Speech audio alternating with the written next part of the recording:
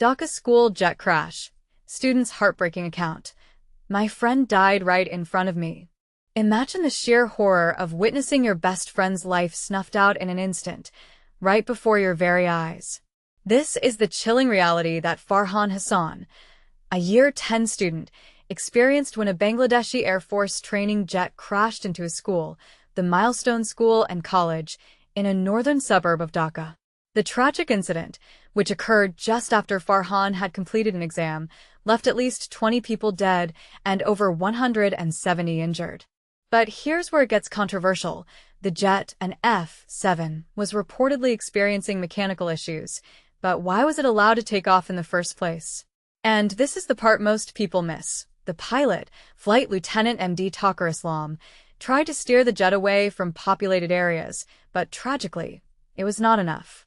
Farhan recounted the harrowing moment to BBC Bangla, describing how the burning plane struck the building mere feet away from where he and his friends were standing. The plane went right over his head, Farhan said, his voice heavy with grief.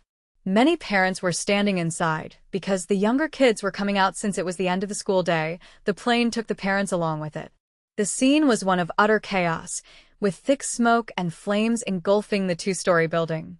Teachers and students alike were caught in the devastation. Rizal Islam, a teacher at the college, witnessed the plane directly hit the building. Another teacher, Masood Tariq, recalled hearing an explosion and seeing nothing but fire and smoke when he turned back.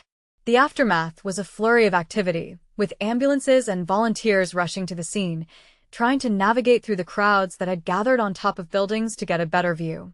The injured were rushed to hospitals, with more than 50 people, including children and adults, taken to the National Institute of Burn and Plastic Surgery alone. Families and relatives of the victims filled the hospitals, their faces etched with sorrow. Shah Alam, the uncle of a Year 8 boy, Tanvir Ahmed, who perished in the crash, held on to his younger brother, Tanvir's father, who was too overcome with grief to speak. Most of the victims in the Burns hospital were minors, aged between 9 and 14. The community rallied, with many coming to donate blood and politicians from prominent parties visiting the affected areas. Bangladesh's health ministry reported that victims were admitted to 7 hospitals across Dhaka, and the interim government declared a day of mourning, with a national flag flown at half-mast. The pilot had attempted to navigate the jet to a less populated area after the mechanical fault, but fate had other plans. An investigation committee has been formed to delve into the incident, and Muhammad Yunus, the leader of Bangladesh's interim government, vowed to take necessary measures to ensure justice and assistance for the victims. This is a moment of deep sorrow for the nation, he stated on social media. But as the nation mourns, questions linger. Was this tragedy preventable? And who is truly to blame? What do you think? Share your thoughts in the comments below.